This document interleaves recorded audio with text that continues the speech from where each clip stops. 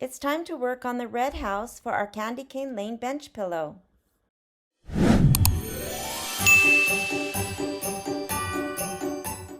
It's time to work on the red house on page 14. I have the background fabric and all the fabrics for the house. All have been backed with the fusible interfacing. I have the batting. And from the embellishment packet, I will be using the red glitter, white glitter, the white topping, and the clear plastic vinyl. Let's get started on the red house. I'm ready to work on the red house, so I can open the merge stitch file icon to navigate to the files, but an easier way is just to open the file or the folder where you keep all of your files. I am going to open the background quilting, and I am still going to use the Christmas 2 block by block, which is the same design that I've used on the other blocks, and I need the 6x8, and I will drag and drop it into the hoop. Now I will go back to the embroidery files and find the red house and drag and drop it into the hoop. Now the first thing I'm going to do is select the background quilting, and because I've chosen to use the same background on all of the blocks, I am going to switch between having the design the way it comes in and mirroring it so it flips it. And this is the way that I stitched out the design for the cocoa stand. So I am going to select it and come up to this mirror button, and it will flip it horizontal, which will just flip the entire background quilting so it will look a little bit different. Now, since I'm working on the background quilting, I am going to delete a few of the steps that I normally delete because I am using software. Again, this is totally optional. You don't have to skip any steps. You don't have to delete any steps. And you can just take your designs and add them both to your machine. But since I am in software, I am going to delete the few steps that I don't need. The first step of the background quilting is the placement for the batting. The second is the tack down for the batting, and I do not need that step because I cut my batting exactly to size. And so if I were to run this step, it wouldn't really do anything because my batting is already to that exact size. The third step is the placement for the fabric. The background fabric is cut much larger than this placement line, and so again, it's a step that's not really needed. The fourth step is the tack down of the background fabric, and I do need that. And then, of course, the background quilting. So I am going to delete step 2 and 3. So I will select step 2, hold the shift key down, and select step 3 and hit delete on the keyboard. Now, as with the other blocks that I've done so far, I need to move the house down towards the bottom of this block. So I will select the house, and I will use the down arrow key to line up the bottom of that block with the inside line of the background quilting.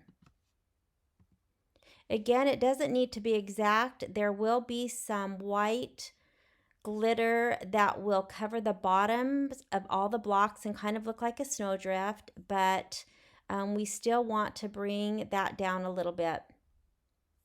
Also, I have a few more steps that I'm going to delete from this file.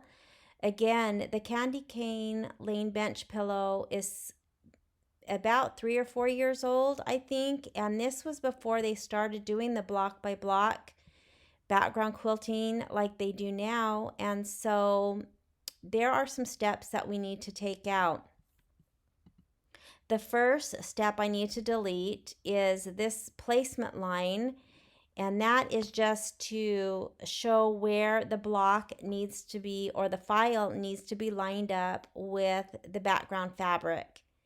and I don't need that, and so I will select that and hit delete.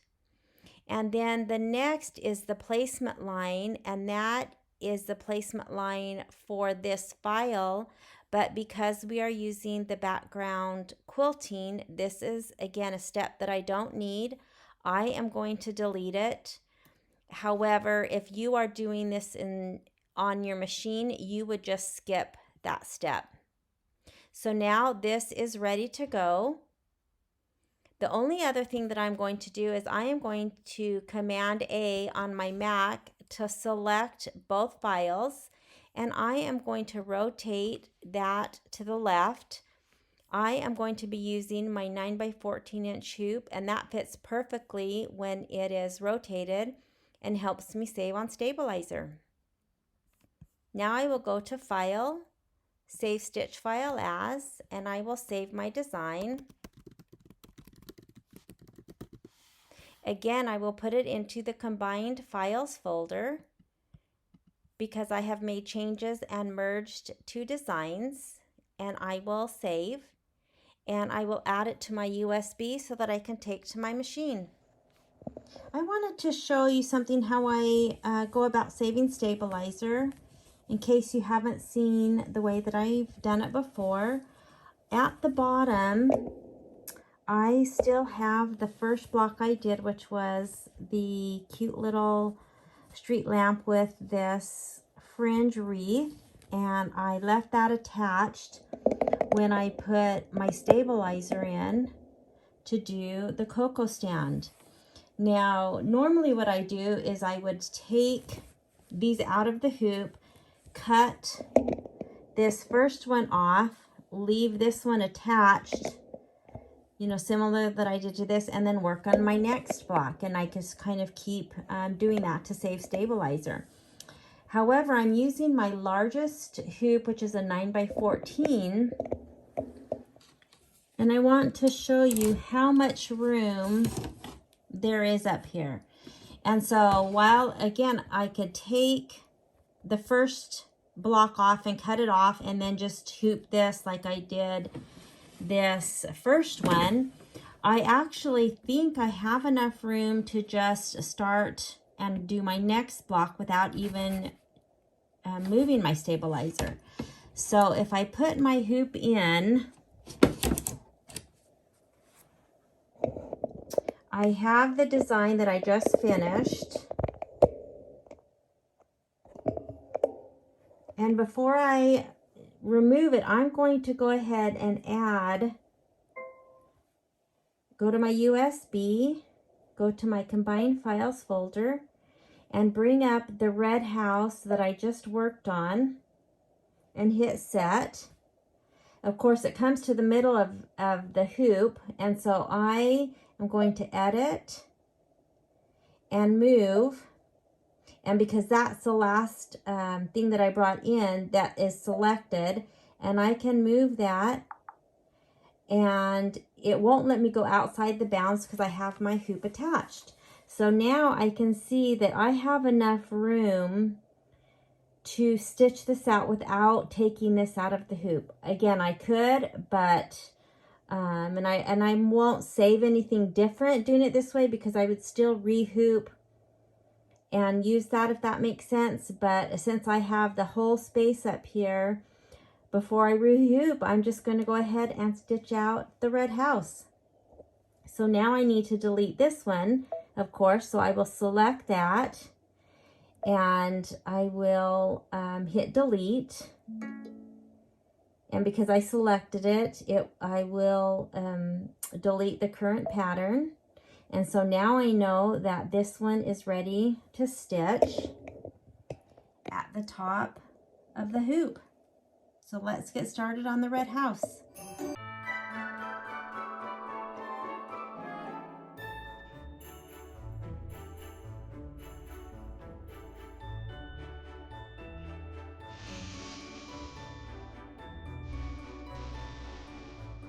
So I've laid down the background fabric for the red house, and you can see it overlaps my block that I just did for the cocoa stand. but you can see where the batting ends, and this will stitch the placement or the tack down just about 1/4 of an inch. So I'm good to go, and that's how I'm doing the 2 in the 1 hooping. So let's continue.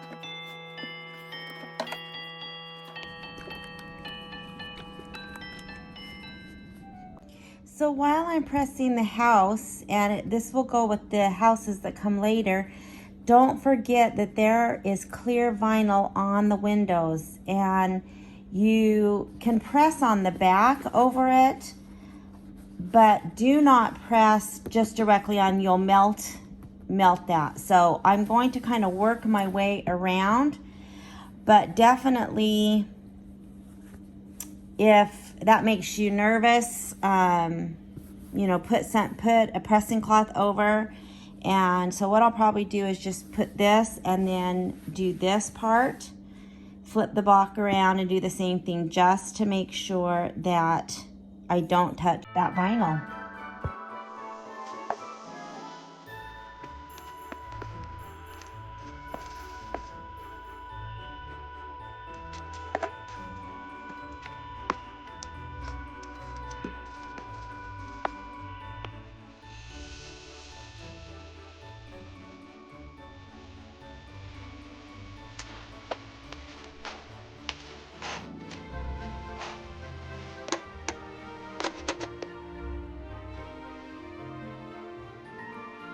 I wanted to talk a little bit about using things like vinyl and cork, because in the directions there are different ways to trim these items. So for example, the candy cane that we did for both blocks and the cork is called raw edge applique, which means that once this item is stitched down and trimmed, there are no other finishing stitches that go around it. And so in the directions, it will say trim as desired. So if you ever get Kimberbell and there is something that says trim as desired, that means that there is going to be no other stitches around the edge. And it will also say that in the directions. So when something says that, I try to cut about 1/8 of an inch around. You don't want to get super close to the tack down line because you don't want to accidentally cut that. So when it says trim as desired, because it's a raw edge applique, I try to do about 1/8 of an inch. Now, then another way is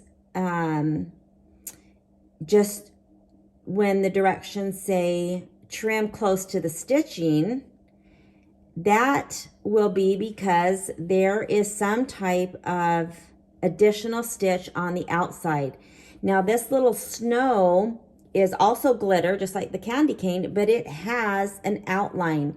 It is not a satin outline. It's kind of like a little starry outline. And so this needs to be trimmed as close as you can to that tack down line. And that is the same as the bucket. We trimmed that close. However, the bucket has a satin outline. So again, these two are trimmed the same way, which is very close, but they have different cover stitches on the outside. These don't have any additional stitches, and so they are trimmed a little bit farther away. So that's just how some things in Kimberbell are a little bit different. So you just will read the directions and follow what they say.